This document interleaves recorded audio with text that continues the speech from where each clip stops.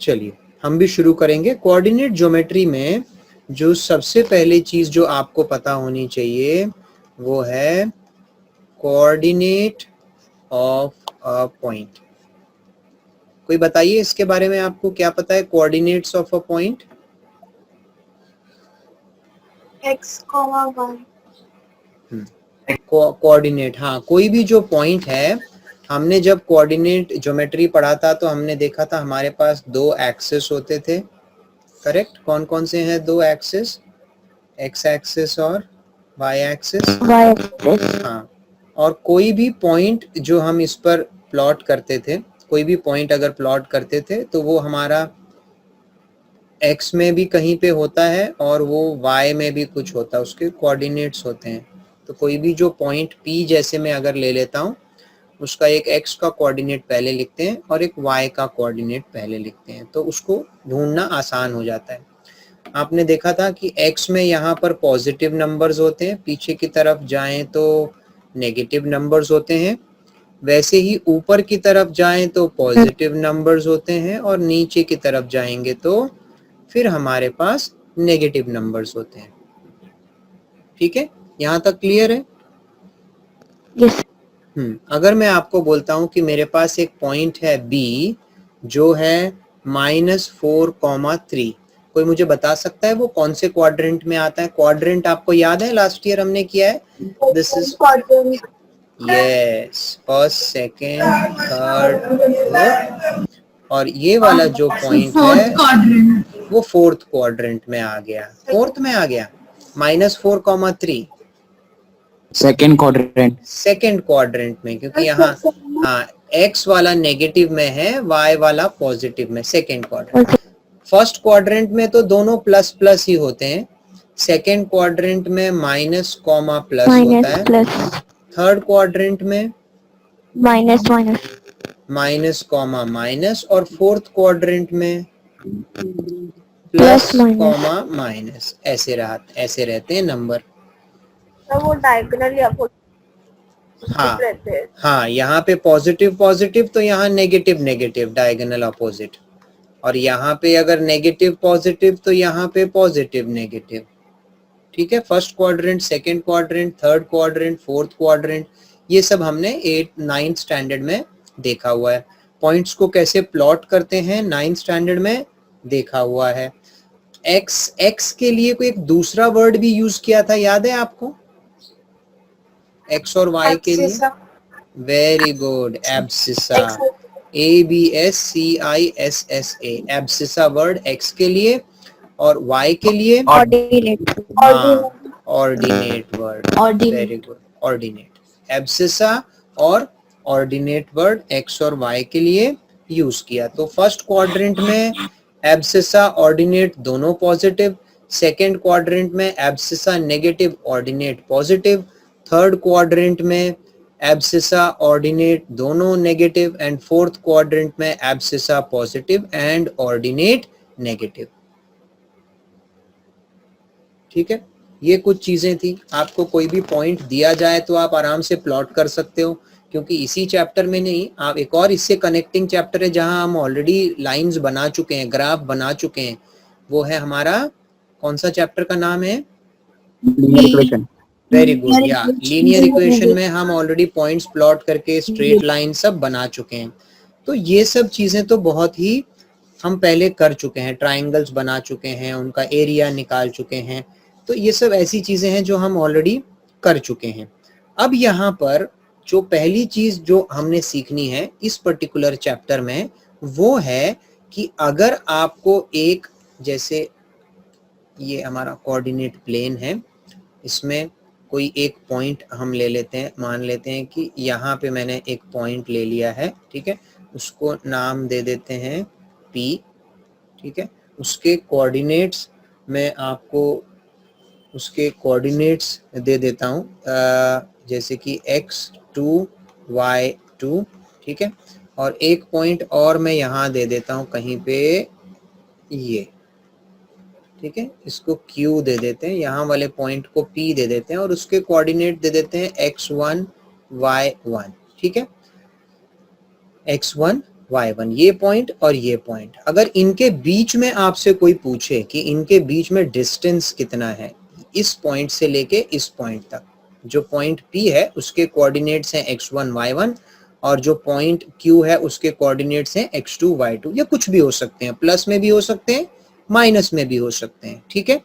पर आपसे कोई पूछे कि इन दोनों पॉइंट के बीच का ये जो डिस्टेंस है ये कितना है, तो ये इसका हमें एक फॉर्मूला इन्होंने दिया है कि हमारे पूरे ग्राफ पर अगर कोई दो पॉइंट हैं तो वो कितनी दूर हैं, डिस्टेंस कितना है उनके बीच में, वो एक डिस्टेंस फॉर्मूला करके हमको उन्होंने बताया। Distance formula, distance formula, okay. Distance formula, distance formula बहुत ही आसान है। अगर मैं पी क्यू इसको मान रहा हूं, इसी डायग्राम के अकॉर्डिंगली जा रहा हूं, तो पी क्यू की वैल्यू होगी, P Q will be under root of x2 minus x1 the whole square plus y2 minus y1 the whole square. ठीक है बच्चों, ये हमारा डिस्टेंस फॉर्मूला है। ये फॉर्मूला यूज करके क्या सर मैं x1 y1 इसको लिख सकता हूं? वेरी गुड, आप लिख सकते हैं। क्या मैं इस पॉइंट को x2 y2 लिख सकता हूं? आप लिख सकते हैं, कोई प्रॉब्लम नहीं। आप इनमें से किसी भी एक पॉइंट को x1 y1 और दूसरे पॉइंट को x2 y2 मान करके इस फॉर्मूले का यूज करके डिस्टेंस निकाल सकते हैं। Very simple, this is distance formula. Under root of, कुछ लोग रूट लगाना भूल जाते हैं, बता रहा हूं कुछ कुछ छोटी छोटी चीजें। कुछ लोग अंदर स्क्वायर तो लगा देते हैं बट बीच में माइनस का साइन लगा देते हैं, तो वो चीज भी हमको ध्यान देना है। ये फॉर्मूला है। अब मैं आपको कुछ क्वेश्चंस देता हूं और वो क्वेश्चंस को हम सॉल्व करने के लिए ये वाला फॉर्मूला यूज करेंगे। फॉर्मूला को बिल्कुल भी भूलना नहीं है।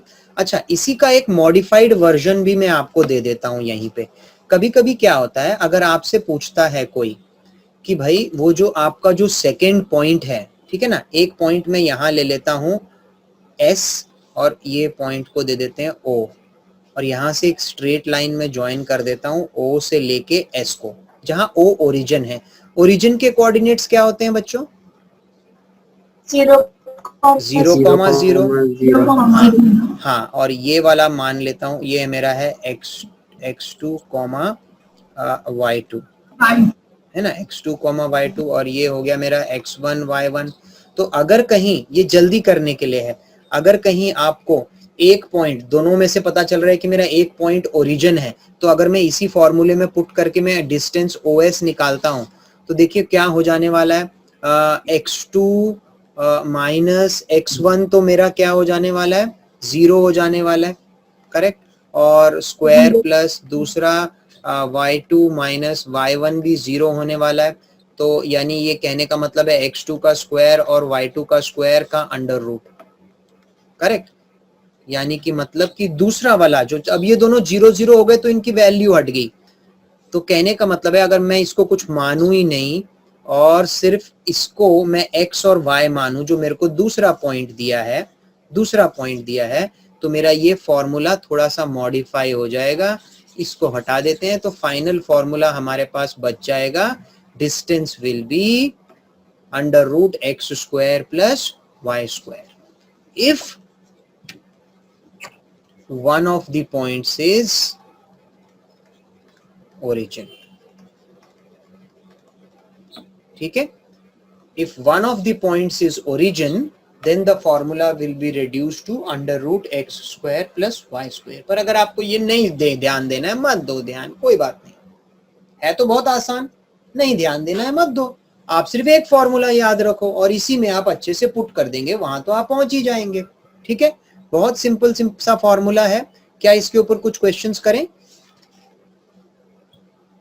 हाँ सर। चलिए शुरू करते हैं इसके ऊपर कुछ क्वेश्चंस करना।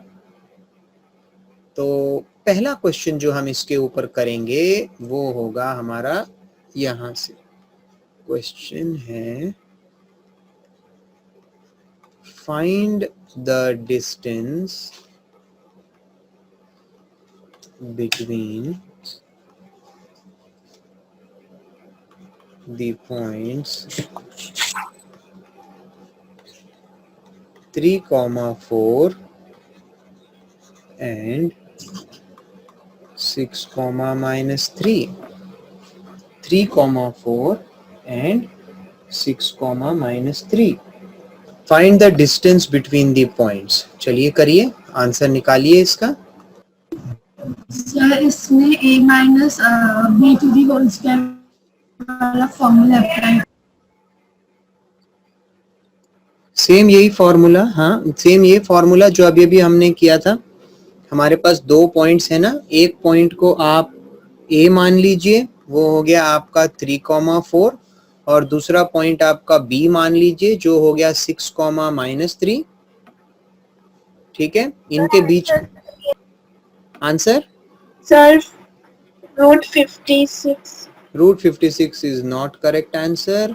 3√17 भी पता नहीं, मुझे देखना पड़ेगा. तो देखो बच्चों, सबसे पहले आपको करना है इस पॉइंट को x1 y1 मानना है, इसको x2 y2 मानना है और अब डिस्टेंस AB निकाल देना है which is under root of x2 minus x1 the whole square plus y2 minus y1 the whole square. Hello, हाँ जी, ये 8.1 समथिंग है. 8.1.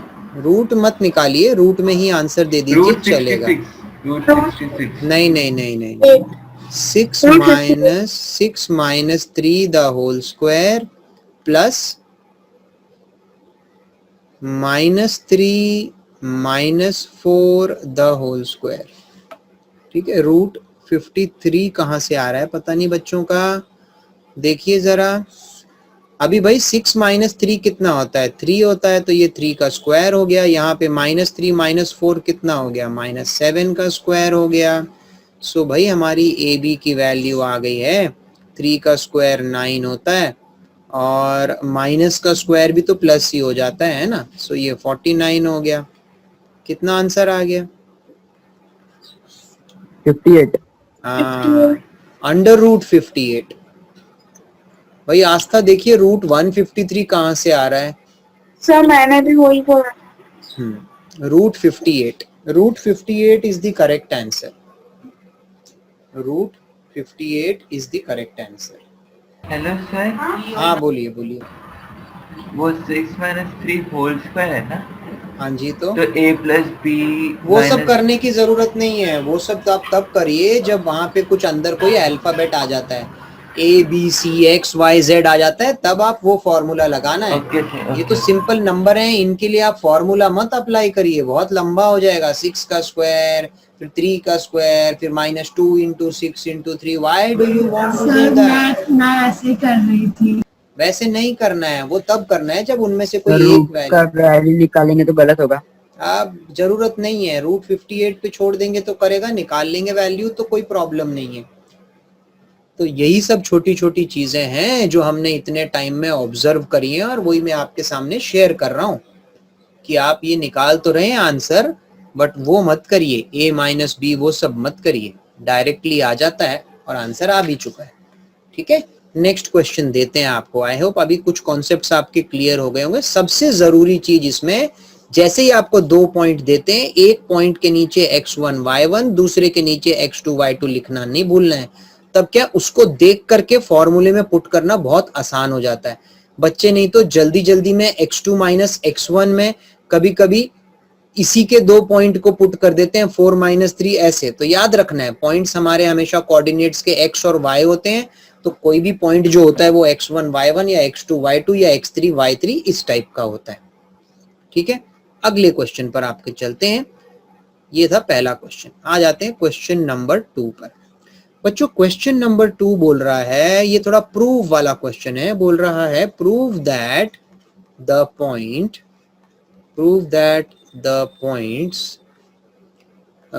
1, -1, दूसरा है -½ ½ एंड तीसरा है 1, 2 are the vertices of an isosceles triangle of an isosceles triangle। ठीक है बच्चों, करना शुरू करिए इस क्वेश्चन को।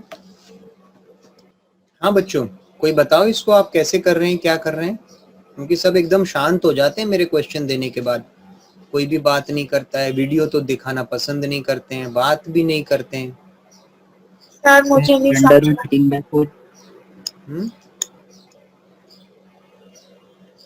क्या करना है इसमें, प्रूव करना है कि ये जो 3 पॉइंट हैं ये एक आइसोसेलेस ट्राइंगल के वर्टेक्स हैं। नहीं सर, नहीं है सर मैंने सर रुको मैं कर सर, क्योंकि 2 पॉइंट का डिस्टेंस तो फिर दो सेम होने चाहिए ना, तो फिर वो सेम नहीं आ रहे।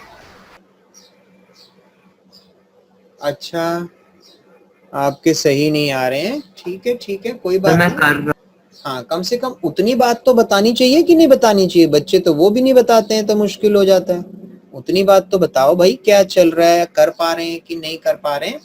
बट जहां तक मैं देख रहा हूँ इस क्वेश्चन को, ठीक है, और मेरे लिए एक सर मुझे नहीं समझा ये क्वेश्चन। और ये मेरे लिए एक बहुत बड़ा इशू हो जाता है कि मेरे बच्चे पढ़ रहे हैं, चैप्टर स्कूल में खत्म हो रहा है, ठीक है, और सिंपल दे नहीं पा रहे हैं, तो मतलब और ध्यान देने की जरूरत है।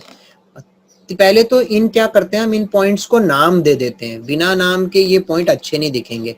a,1, -1, ठीक है ना। दूसरे को दे देते हैं b, -1/2, (1/2).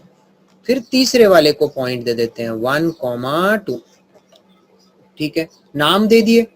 अब हमें पता है कि एक आइसोसेलेस ट्राइंगल क्या होता है। क्या होता है एक आइसोसेलेस ट्राइंगल, क्या two property? Sides are equal. 2 sides are equal। हाँ, टू साइड्स इक्वल। हाँ, 2 angles are also equal, but इस चैप्टर में एंगल की बात नहीं होने वाली है, साइड्स की बात होने वाली है। तो 2 sides are equal, हम उसी को लेकर के बात करने वाले हैं।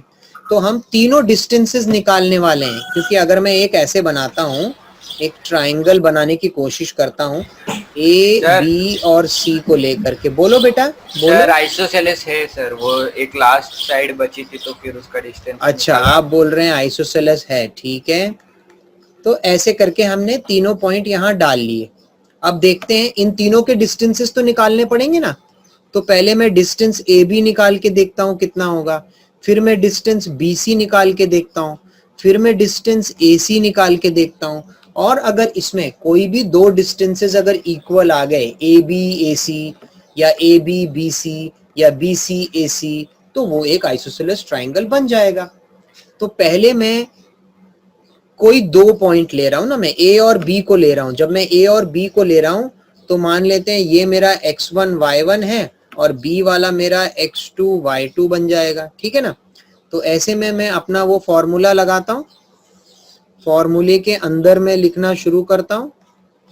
क्या लिखूंगा, x2 माइनस x1, x2 मेरे को दिखाई दे रहा है -½ x2 माइनस x1 यानी कि 1, और दूसरी तरफ मैं लिखाऊंगा y2 माइनस y1 यानी कि 1/2 माइनस ऑफ -1 का होल स्क्वायर, ठीक है। ए बी का डिस्टेंस निकालने जा रहा हूं मैं पहले। अब इसको थोड़ा ध्यान से करना पड़ता है ना, क्योंकि अंडर रूट है और नंबर्स हैं नीचे। मैं 1 अगर ले लूं और इसको एलसीएम निकालने के लिए × 2 कर देता हूं, तो ऊपर आ जाता है -1 -2। तो -1 -2 कितना हो जाता है, -3, और नीचे हो जाता है 2 और उसका स्क्वायर, ठीक है। ध्यान से करना है, धीरे धीरे करना है। और यहाँ पर भी 1/1 आ जाता है।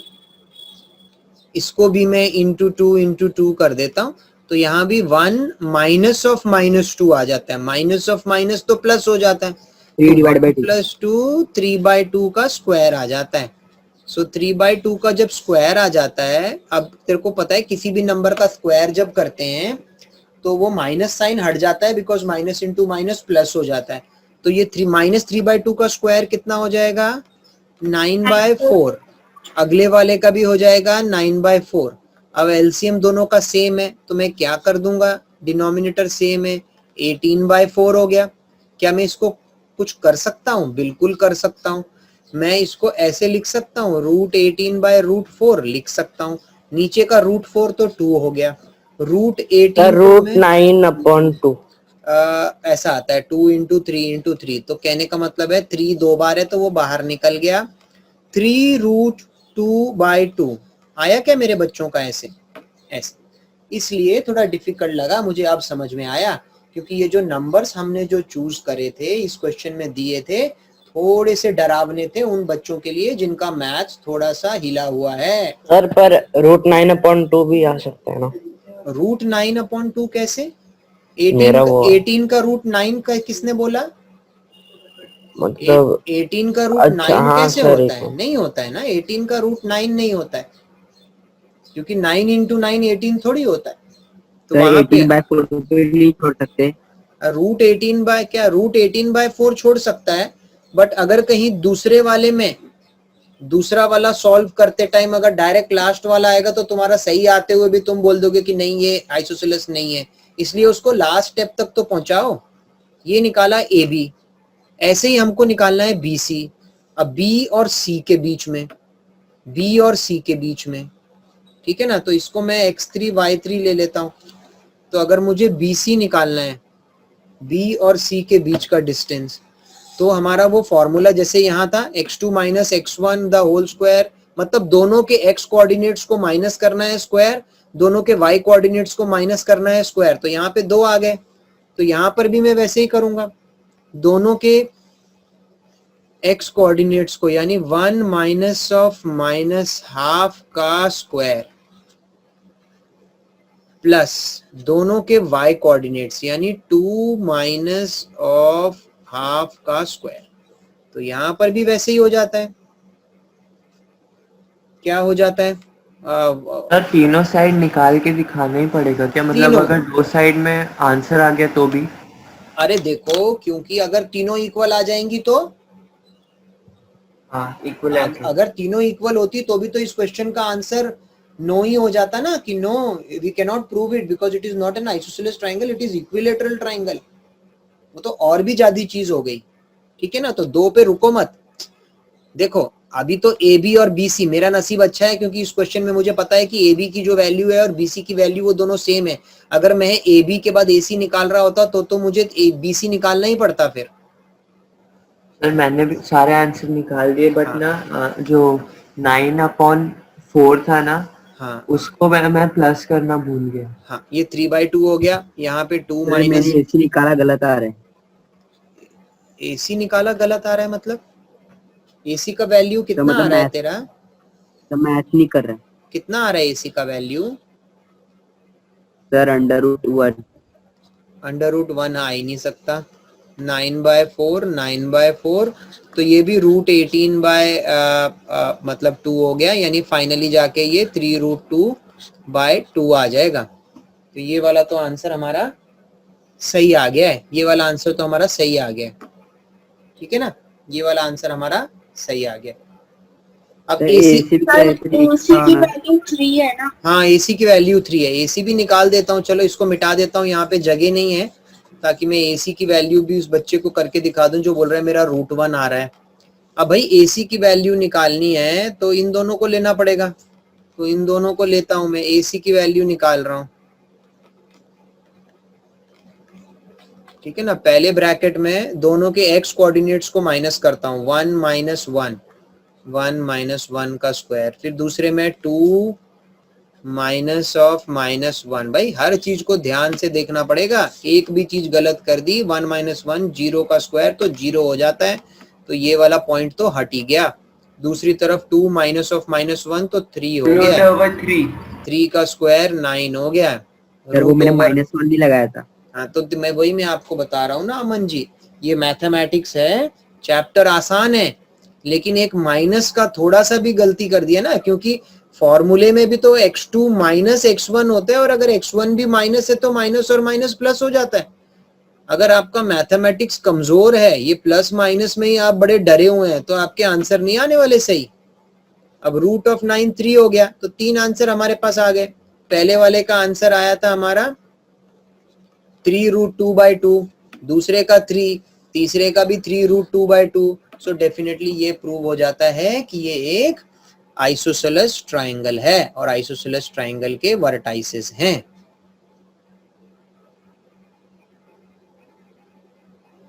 ठीक है ना जी, आगे चलते हैं, क्वेश्चन नंबर 3 पर चलते हैं। समझ में आ गया क्या सब बच्चों को?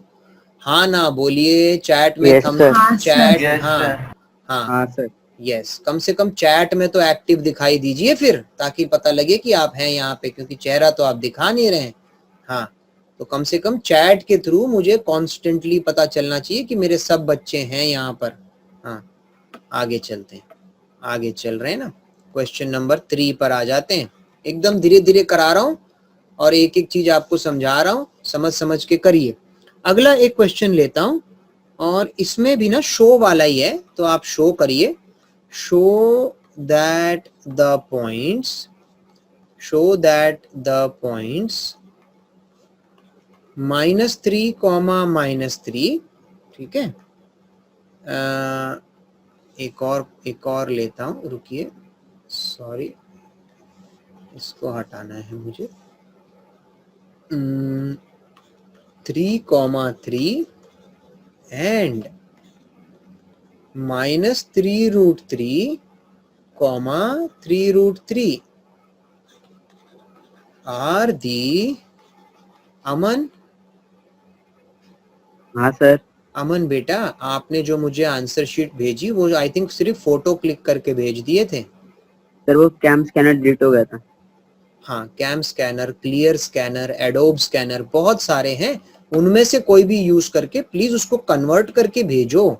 कैम स्कैनर वापस आ सकते हैं? है ना, क्योंकि प्रॉब्लम ये है, जब मैं आपके साथ पर्सनली चेक करूंगा ना आपके आंसर्स, तो वो पीडीएफ फाइल में होंगे, तो मैं आराम से उसको क्रोम ब्राउजर या किसी भी ब्राउजर में खोल करके चेक कर सकता हूँ।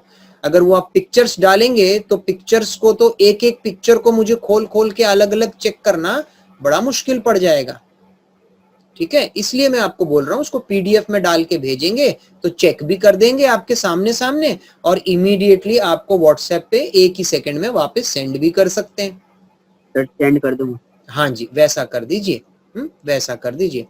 Show that the points this and this are the vertices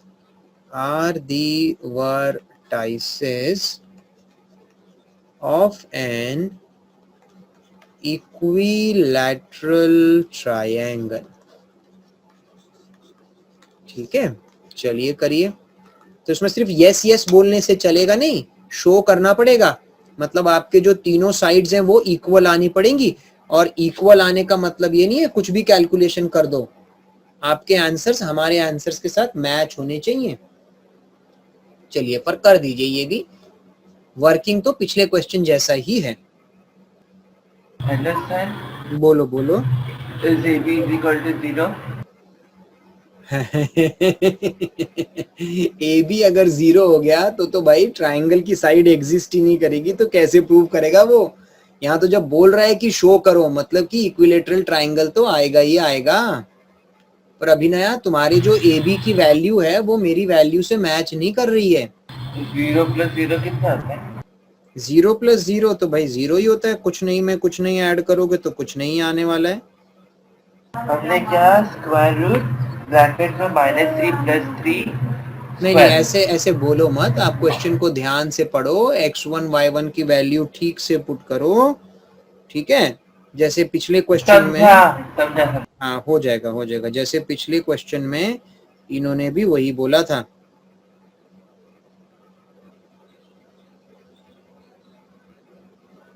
correct, पिछले क्वेश्चन में हमारे अमन जी ने भी वही बोला था, पर बाद में उनको मालूम पड़ा कि भाई एक उन्होंने साइन ही गड़बड़ कर दिया है। हाँ, आस्था जी, आपका भी आंसर नहीं मैच कर रहा है बेटा। नहीं, मतलब जो ए बी की वैल्यू है ना, तीनों तो सेम ही आने चाहिए।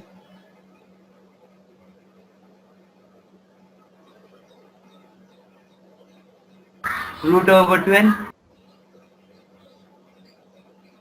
√/12 नहीं मेरे बच्चे, वो भी गलत है।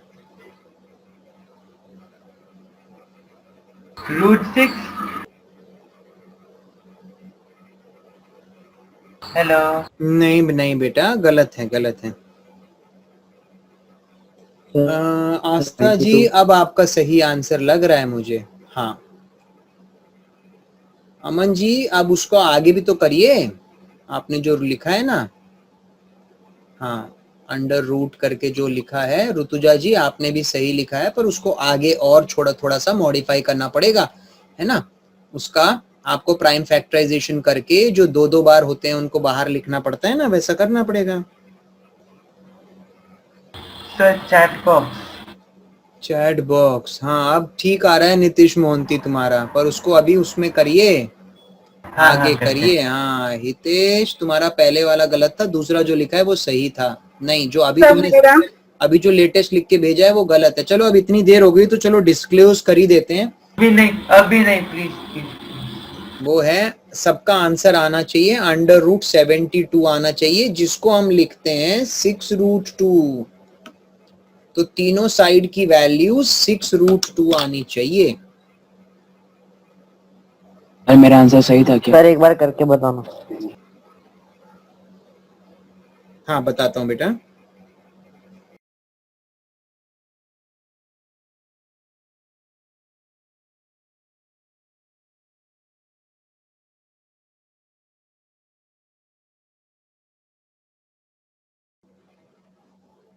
देख लो भाई, फिर से वही बोला गया है। ए आपको -3, लिखना है। बी आपको 3, लिखना है। सी आपको -3√3, 3√3 लिखना है। पहले जब हम ए बी निकालेंगे, तो क्या करेंगे? x2 माइनस इसको मैं x1 y1 ले लेता हूँ, इसको x2 y2 ले लेता हूँ। तो ऐसे में x2 माइनस x1 मतलब 3 माइनस ऑफ -3 का whole square plus y2 minus y1 भी है, यानी कि 3 माइनस ऑफ -3 का होल स्क्वायर। सर प्लीज एक बार बीसी बता दीजिए था। बीसी अंडर रूट, भाई इधर 3 माइनस -3 कितना होता है? 6 हो गया, है ना। हाँ 6 का स्क्वायर 36 हो गया, और वो भी 6 का स्क्वायर 36 हो गया। तो √72 तो अपने आप ही हो गया, जिसको 6√2 लिख सकते हैं। इसमें तो कोई प्रॉब्लम नहीं है। अभी वो सेकंड वाला part please.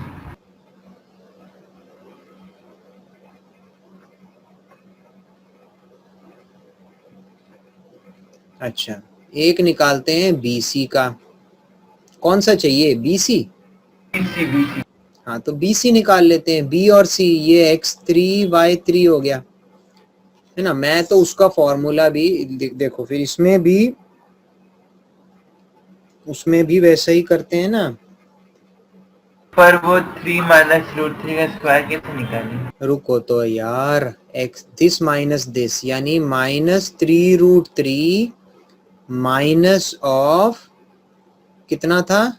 3, correct, the whole square. दूसरे में y2 माइनस y1, यानी 3√3 माइनस 3 द होल स्क्वायर। अब क्या था? अभी भी तो वही था। खोल के कैसे करें? अब खोल के कैसे करेंगे? अच्छा, नहीं कर सकते तो आप खोल के करें, मतलब अगर आपको a minus B whole square लगाना है, वैसे करना है तो वैसे भी कर लो, तो पहले वाला मेथड कैसे होगा? है ना। वैसे तो देखो, 3 को कैसे लिख सकते हैं आप लोग, यहाँ हाँ सर ध्यान। आ गया, आ गया? क्या आ गया? मतलब मैंने ये भी अभी निकाला। देखो -3√3 है और -3 है। कॉमन। सर -3 9 हो जाएगा और √3 का 3 हो जाएगा, और वो हाँ, आप इसको तो माइनस डायरेक्टली, माइनस अगर हो। आपको टेंशन आ रही है ना, तो आप इसको डायरेक्टली कौन से फॉर्मूले से डायरेक्ट कैसे करेंगे? इसमें तो देखो दोनों माइनस है ना, तो मैं माइनस बाहर अगर कॉमन निकालता हूँ तो 3√3 प्लस 3 द होल स्क्वायर हो जाता है कि नहीं हो जाता है? हाँ। तो याद रखना है कि जिसमें दोनों माइनस हैं और स्क्वायर है, कहने का मतलब है वो a plus b whole square ही हो जाता है, क्योंकि माइनस का जब स्क्वायर डायरेक्ट नहीं कर सकते तो वो प्लस हो जाएगा। डायरेक्ट ही बता रहा हूँ, तो वो 3√3 + 3 का होल स्क्वायर हो जाएगा। अब 3√3 का स्क्वायर कितना होता है? 9 9 कैसे होता है? 9 into 3 27 27 हो जाता है, प्लस b का स्क्वायर 9 हो जाता है, plus 2 into a into b यानी 2 into 3 6 6 3 18, सो 18√3 आ जाता है। ये इसका आ गया। और वैसे ही अगले a माइनस बी स्क्वायर का कर लेते हैं, तो यहाँ भी 27 ही होगा, क्योंकि नंबर तो वही है, और ये भी 9 हो जाएगा, बट लास्ट में बस 18√3 माइनस में आ जाता है, तो माइनस 18√3 प्लस 18√3 तो कट गया। अब क्या बच गया? समझा। 27 और 9 प्लस करने पे 36, तो फिर से वही आ गया 36 और 36 का रूट, तो 72 का कैसे रूट। सर एक डाउट, 27 plus 27 कितना है? 54 plus 18। हाँ समझा। समझ Thank you, गए? sir। हाँ भाई, थैंक यू मत बोलो, थोड़ा बहुत मैथ्स कमजोर है ना, इसलिए आंसर नहीं आ रहे हैं, और कोई वो नहीं है, और कोई वही प्रॉब्लम ही नहीं है कुछ। ये थोड़ा सा ऐसा चल रहा है कि भाई हमको माइनस प्लस की थोड़ी समझ कम है, और कभी कभी हम ये रूट वूट गड़बड़ कर देते हैं। रूट आते ही हमने 9th में रूट नहीं पढ़ा था ठीक से, तो थोड़ा सा वो ट्रबल दे रहा है, नहीं तो और कुछ नहीं है इसमें, बिल्कुल आसान है। ए बी आ गया, बी सी आ गया, अब आपको निकालना है ए सी। ए सी भी वैसा ही निकलेगा, करेक्ट, वैसे ही करके ए सी का भी आ जाएगा। तो भाई तीनों आप निकालेंगे ना, तो तीनों का वैल्यू वही आने वाला है, √72 यानी कि 6√2। तो भाई तीनों ही 6√2 आने वाले हैं, 6√2, ठीक है, सेकंड का भी 6√2, थर्ड का भी 6√2, तो वो तो ऑटोमेटिकली क्या प्रूव हो जाता है ये? Equilateral triangle. हाँ, इक्विलैटरल ट्रायंगल। चलिए आगे चलते हैं, समझ में आ रहा है? चलो आगे चलेंगे। अगला क्वेश्चन आपको देता हूं बेटा, ले लो। नेक्स्ट क्वेश्चन आप सब ये ले लो। नेक्स्ट क्वेश्चन हो जाएगा, शो दैट द पॉइंट्स। हम ना सारे वैरायटी के क्वेश्चंस लेने वाले हैं, और ये बुक के नहीं है, बाहर से दे रहा हूं। शो दैट द पॉइंट्स -2, 1, ठीक है, और एक दूसरा पॉइंट है 2, -2, और एक तीसरा पॉइंट है 5, 2 are the vertices of a right triangle। करो जरा इसको। सर 5 सही है। 5। अब भाई इसमें तो हमें बेटा प्रूव करना है कि ये एक राइट ट्रायंगल के वर्टाइसेस हैं, समझ रहे हो? राइट ट्रायंगल कैसे प्रूव करूंगा मैं?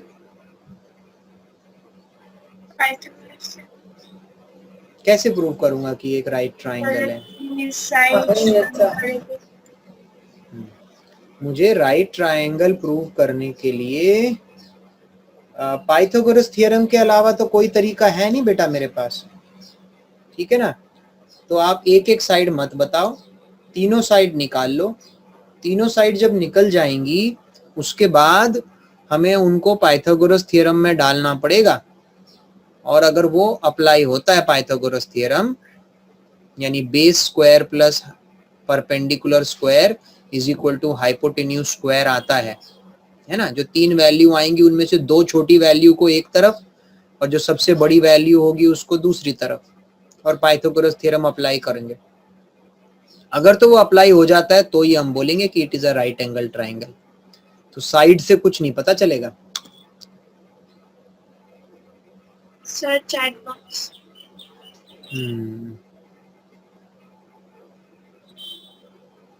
आफरा जी आप ये लिखती हैं, तो इससे आप क्या मतलब प्रूव होता है कि है या नहीं है?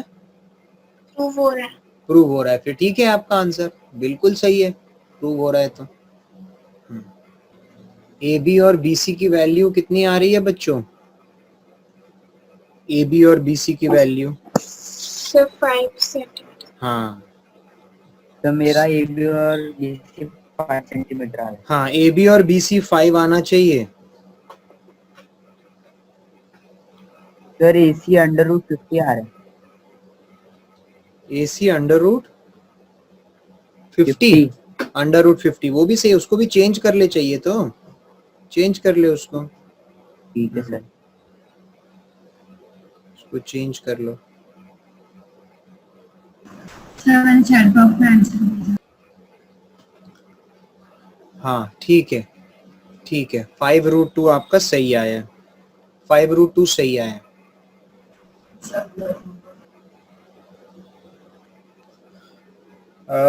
देखिए एक आपको वैल्यू कितना आया, सबसे पहले ए बी का वैल्यू कितना आया? 5 आया। बी सी का वैल्यू भी 5 आया और ए सी का वैल्यू 5√2 आया। सेंटीमीटर आया और 5 तो 5 square plus 5 square is equal to 5√2 का स्क्वायर हमने किया, यानी 25 प्लस 25 इज इक्वल टू कितना हो गया?